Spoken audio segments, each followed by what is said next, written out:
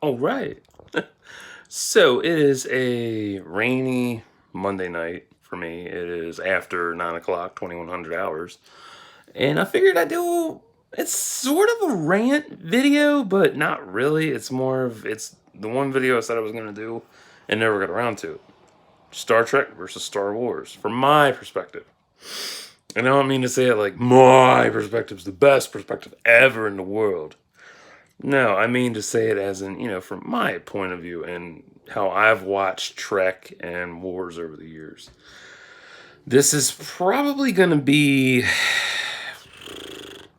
at least 2 or 3 part video, easily. So I'll probably do like every 20 minutes, so it's broken up and shit. So for the first half of this, we're gonna do just basic comparisons, or it might even be one video. I don't know. We'll see. We'll see how it goes after 20 minutes. Um, so I grew up with Trek first. Which Trek? TNG. I grew up with Picard, not Kirk. But I did watch the original 6 films. They're okay, but not my favorites. They're not like it's not like ooh, I have to go back and watch that all the time. Nah, they're good. They're classics, but not my main go-tos. But why am I doing a comparison on Trek versus Wars? Well, Watch Mojo did one, but theirs was more. It scratched the surface, in my opinion, on it, and they didn't go deep enough for me.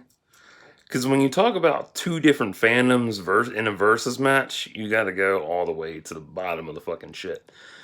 Because without Star Wars, oh wait, yeah, without Trek, you wouldn't have Star Wars. If you want to go further back, without the pioneers of science fiction, fantasy, and horror, you wouldn't have, and even psychological shit, you wouldn't have Trek, you wouldn't have Wars, you wouldn't have Doctor Who, you wouldn't have Lord of the Rings, any of that shit, any of the fandoms that are out today. Because you can trace everything back to the roots of the pioneers. So for Trek versus Wars, Star Trek has 13 films. You have the original 6, you have the 4 with Picard, you have the 3 with Chris Pine. So there's that. So there's 13 films. You also have, and I got my TV on as well for lighting, so it looks really fucking good. Yeah. I thought I had something sticking out over there. It was important, but no. What else was there? With Star Wars, you have 9 films connecting each other and 3 standalones. You have Rogue One, Solo, and the Clone Wars movie. But the people consider that one just to be an extended episode, whatever. Let me think. Yeah, you have the standalone films, that's 12. So they're like neck and neck with each other, kind of, in film wise. Show wise, Star Wars lacks in that area. They have Clone Wars, they have the micro series, they have the Mandalorian coming up. Can't really say much about the Mandalorian though, but it's part of the series. It's part of the series. It's part of the comparisons and shit. With Star Trek, you got the original series, the animated series. Next Generation, DS9, Voyager, Enterprise, Discovery, and Picard. Can't say much about Picard because that's coming up, and I can't say much about Discovery because Discovery is still ongoing. But I did like season 1. That was fucking stellar. What are the strengths for both of them? Well, the biggest strength is that Trek kept it going on. They kept it going without sticking to their original premise, which is the Enterprise. The Enterprise was only used for the original series, the animated series, TNG, Enterprise, and Picard's 4 films. Oh, and so 10 of the film. Well, no, all 13 films. We'll get to that later. Whereas with the shows in Star Trek, they split everything up. You got variety. You had different captains. You had different ships, which was really nice. Different areas and quadrants and all that. That made it fun. Star Wars, all they did was stick to Jedi versus Sith for the past 40 something years. That's annoying. Because if you're going to build a successful franchise, yeah, you need to have, one base premise that you can go back to.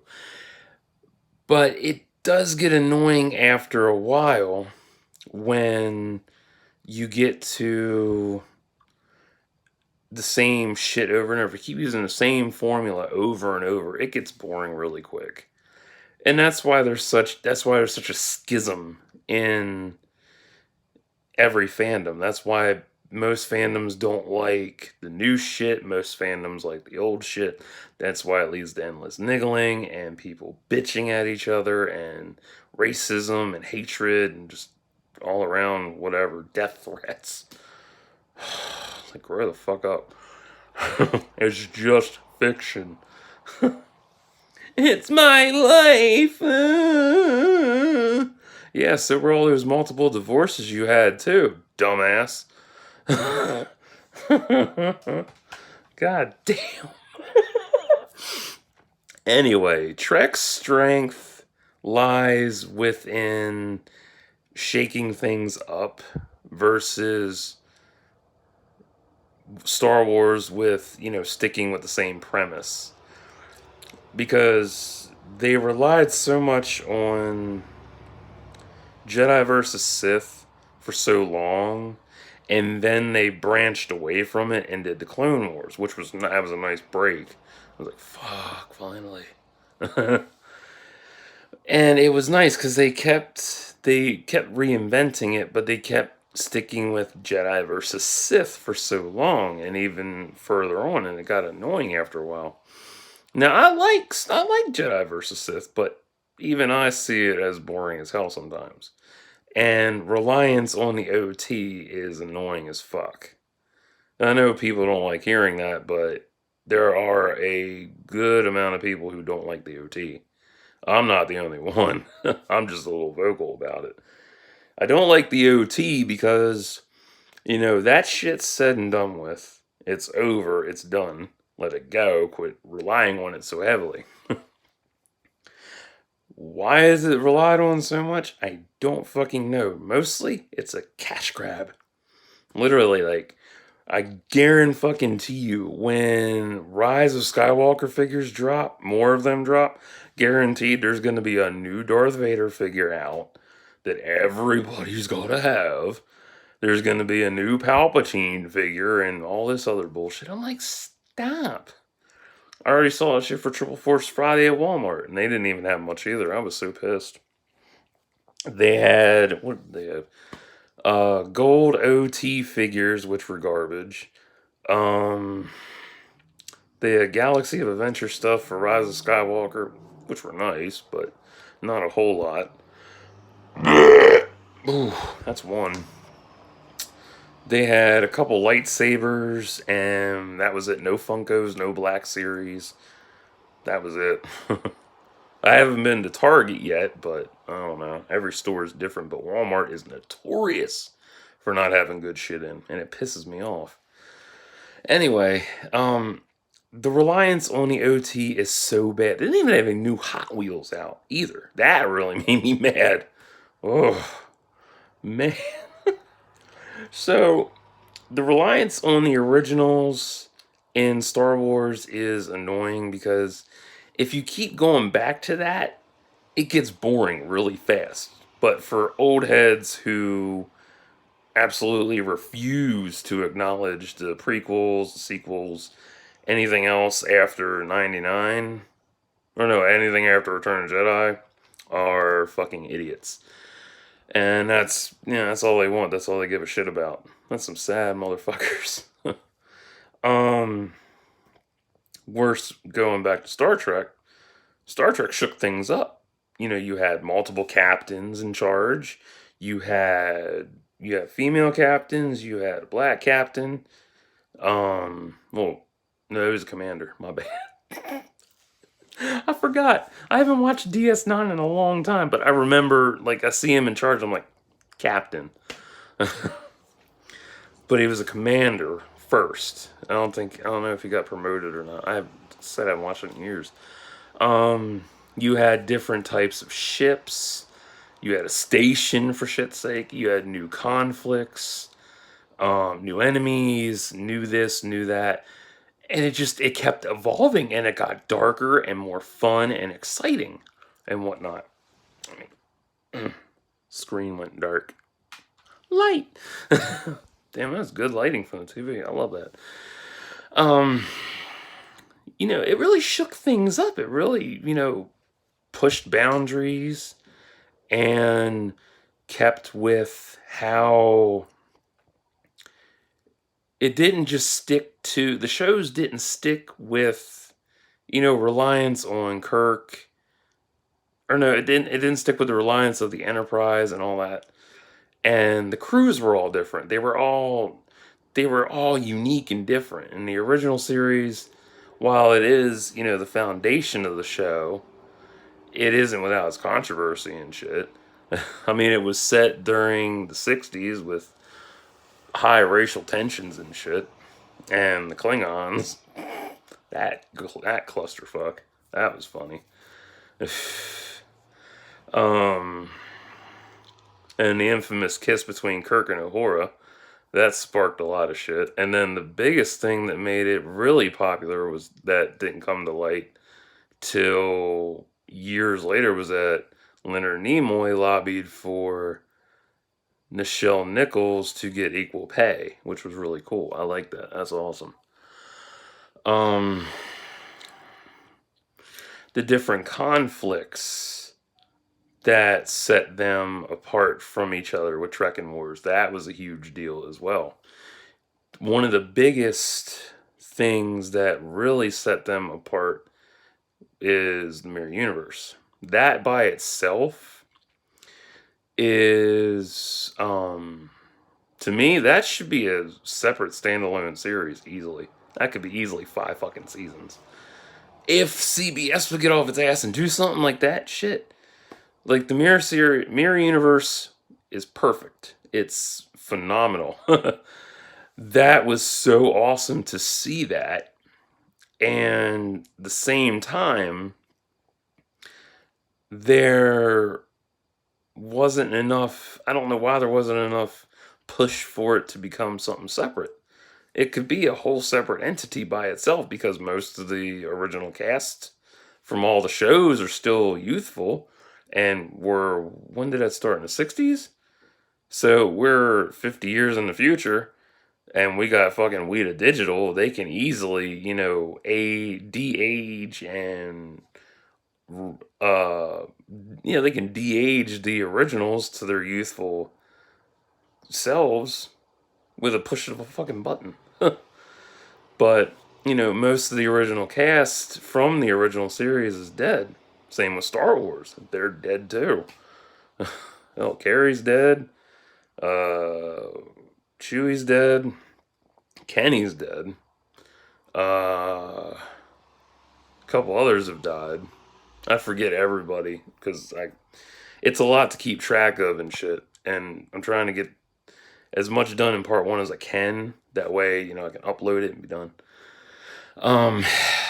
So this thing is that Star Wars took a long time to really build its audience up, because you got to look at it from the time perspective. After 83, there wasn't shit on TV. There were no Star Wars shows. There were no movies. There was just books. You had the books and the comics and all that that you know, kept fandom interest going. Same with Star Trek. But Star Trek kept it smart. They kept the TV. They kept going with TV. So Return of the Jedi ends in 83. Uh, excuse me, that hurt. That's gonna rebound on my ass. Let me see. So 83. 4 years later, Next Generation comes out, and I saw an article where original Kirk fans were hesitant about TNG because they didn't know how that was gonna go. I don't blame them, honestly. I don't know. Fuck that stupid messenger. So, there's a gap and shit. And it took a long time for, original Star Trek fans to get into something new. Because you might love a fandom from the beginning, but when something new comes along, it threatens your childhood perspective and shit. And I get that. I really do. I mean, for me, I've seen all three Star Wars trilogies. I've seen all Star Trek. And there's different parts I don't like. I don't like the original trilogy of Star Wars. I'm not into the original series of Star Trek or the animated series. I have the book for the animated series sitting beside me. Oh, fail.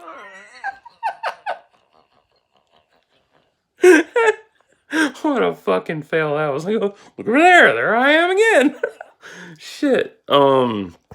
Sorry about that. Yeah, like it doesn't appeal to me because it's so old. It's old and it's not appealing to me. Basically, it's just not appealing. And newer stuff is more appealing to me because it's fast paced and it keeps with it. Now going back to 87, TNG's out, and that lasted for 6 seasons to 93. So, there's a whole decade going by, nothing for Star Wars. After 93, DS9 picked up, and then DS9 lasted for 7 seasons. Yeah, 7 seasons. Then Voyager picked up in 95. And, it kept going and going. And then 97 came around, and it was the 20th anniversary of Star Wars, the original trilogy, the OT. And they released the special edition with George Lucas's additions to the trilogy, which were cool at the time. It was alright, but it's whatever now. I'm like, fuck that shit. I don't need it. It's boring. And then after that, nothing else. Just, you had books, comics, tie-ins, all that good shit to keep you going because there were no movies. And then 2 years after that, 99, you had let me think. Enterprise was going on. Or no, Voyager was going on. Then Enterprise. Then The Phantom Menace came out in between the two of them. And it was a new movie, and there was a lot of hatred behind it because nobody liked it. People were pissed about how it was bad, it was racist, it was this, it was that. It's like, what the fuck do you expect? Like, it's a new movie and shit. What do you expect? You can't expect it to be the way you want it. And even George Lucas said in an interview with